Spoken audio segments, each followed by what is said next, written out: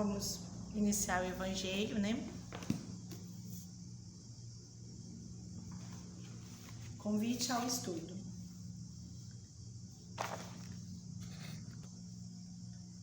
E vós também, pondo nisso mesmo toda diligência, acrescentai à vossa fé a virtude e à virtude a ciência. Pedro. Milhões de criaturas possuíram a fé no passado, revelando extremada confiança em Deus. Mas porque a bondade lhes descertasse dos corações, ergueram suplícios inomináveis para quantos não lhes comungasse o modo de sentir e de ser. Diziam-se devotados ao culto do Supremo Senhor, entretanto alçavam fogueiras e postes de martírio, perseguindo ou exterminando pessoas sensíveis e afetuosas em seu nome. Milhões de criaturas evidenciaram a admirável bondade no pretérito, demonstrando profunda compreensão fraternal no trabalho que foram chamadas a desenvolver entre os homens. No entanto, porque a educação lhe escasseasse no espírito, caíram em terríveis enganos, favorecendo a tirania e a escravidão sobre a terra. Denotava obediência a Deus no exercício da própria generosidade, entretanto compraziam-se na ignorância, estimulando delitos e abuso a pretexto de submissão à providência divina. Nesse sentido, porém, a palavra do apóstolo Pedro é de notável oportunidade em todos os tempos. Procuremos alicerçar a fé na bondade, para que a nossa fé não se converta em fanatismo, mas isso ainda não basta. É forçoso coroar a fé e a bondade com a luz do conhecimento edificante. Todos necessitamos esperar no infinito amor, todavia será justo aprender como todos devemos ser bons, contudo, é indispensável saber para quê. Eis a razão pela qual se nos impõe o estudo em todos os lances da vida, porquanto confiar realizando o melhor e auxiliar na extensão do eterno bem realmente demanda discernir. O que nos fala, né? Que aqui na vida a gente tem que ter muita responsabilidade. Até para fazer alguma coisa você tem que saber por quê e para quê. Ah, eu sou boazinha. Ah, você é boazinha? E o que você faz? Quais são os objetivos de você ser boazinha? O que você conquista? Quais são os objetivos? Aonde que leva? Qual é o resultado? Então, tudo nessa vida tem que ter responsabilidade. O sol, ele tem um ato responsável. Ele aparece todo dia. A lua tem um ato responsável. A natureza em si, ela é extremamente responsável.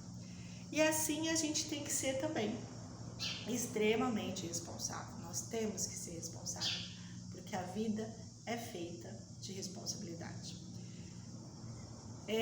Falar, né, da boca para fora, todo mundo fala, né? Mas aí, outra coisa interessante que eu tenho percebido, né? Que de acordo com a época, existe a cultura da época e aquilo que é certo naquela época. O que às vezes a gente se prende muito como sendo certo nessa época é até essa época. Depois da outra vai se mudando. Vou dar um exemplo pelo meu cachorrinho. Quando eu era criança, os cachorros ficavam, né? Muitos cachorros ficavam amarrados na árvore. E ali tomava sol, ali tomava chuva, ali comia resto de comida, você jogava às vezes até, você jogava o pé de frango da terra e o cachorro comia. Hoje a gente tem uma outra visão. A gente vê que esse tipo de comportamento é errado, alguém sofre.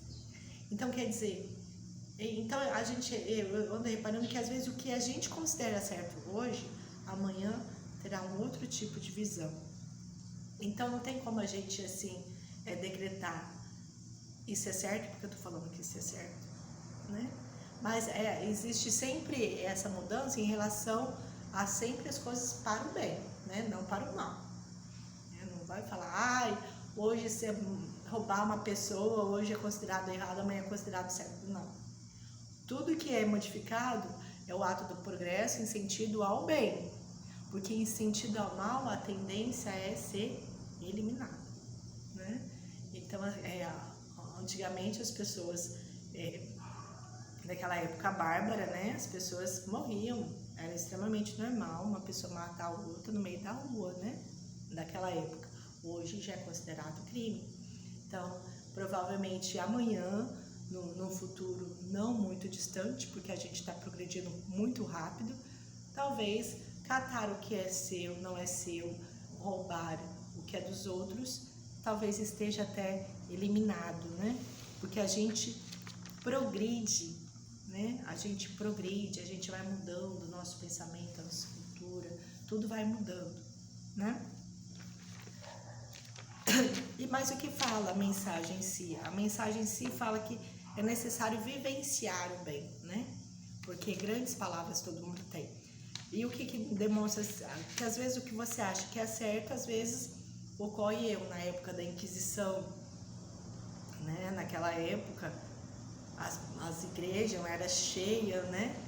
E quantos não foram mortos, mesmo com a igreja cheia, né? Então, quer dizer, fazer o bem é muito diferente de estar falando que deve ser o bem. A verdadeira desgraça. Todos falam da desgraça, todas experimentaram e julgam conhecer o seu caráter múltiplo.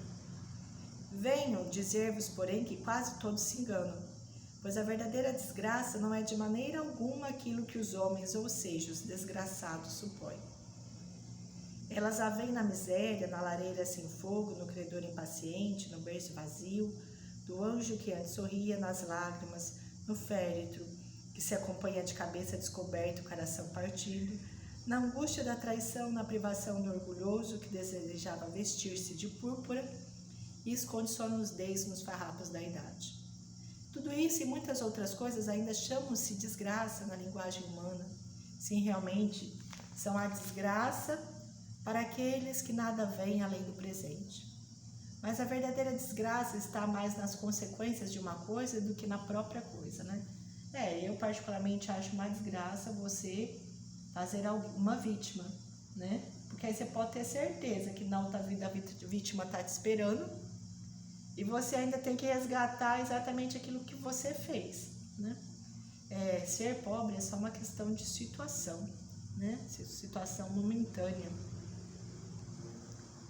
Pior é você fazer mal a alguém, né? E complicar aí a sua vida. Dizei-me se o mais feliz acontecimento do momento que traz funestas consequências não é na realidade mais desgraçado que aquele inicialmente aborrecido que acaba por produzir o bem.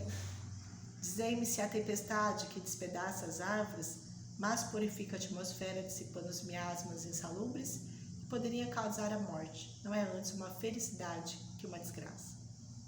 Para julgar uma coisa é necessário, portanto, ver-lhe as consequências. É assim que, para julgar o que é realmente feliz ou desgraçado para o homem, é necessário transportar-se para além desta vida, porque é de lá que as consequências se manifestam.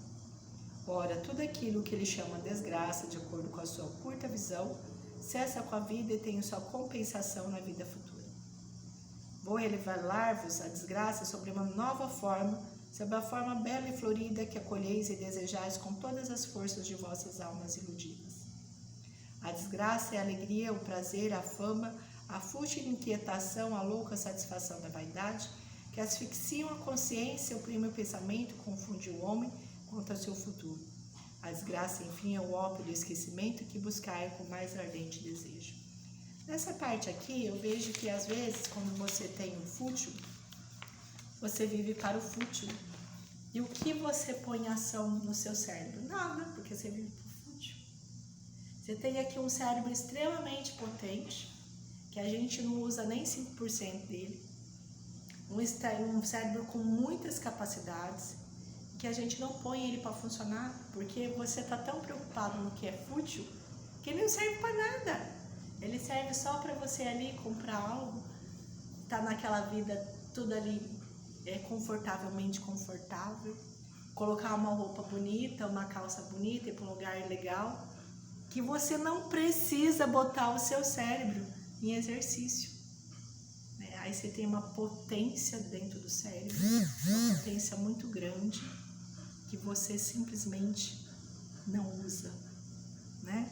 Então, por isso que às vezes é essa parte que quando fala lê do engano, de você achar que as riquezas do mundo é a felicidade para você, ser humano, porque a gente não usa o nosso cérebro, a gente não põe ele para funcionar. Mas que um humano é capaz de fazer? É capaz de fazer muita coisa. Você vê lá aqueles monte de rabisco lá numa lousa, eu não entendo nada que lá Fala que é a fórmula de uma energia e é o cérebro humano que está lendo aquilo lá. Então, quer dizer, o cérebro ele consegue muita coisa, a gente só não usa, né? E se a gente usasse? Teríamos um mundo aí bem melhor, né? As pessoas não morreriam de doença como se morrem, né? A gente estaria aí deixando muitas coisas, muitas mazelas para trás, se a gente botasse o nosso cérebro para usar, para funcionar. Então vamos agradecer mais uma orientação de hoje. Muito obrigada, Senhor, pela orientação de hoje. Que seja feita sempre a sua vontade, não nossa, e assim seja. Pai amado, Jesus querido, santificado venha a nós vós o vosso reino de misericórdia. Se na terra como no céu, o pão nosso de cada dia dai-nos hoje. Perdoa, Senhor, as nossas dívidas, da mesma medida e forma que nós perdoarmos nossos devedores. Não nos deixamos cobrir a tentação, mas livrai-nos da prática de todo mal.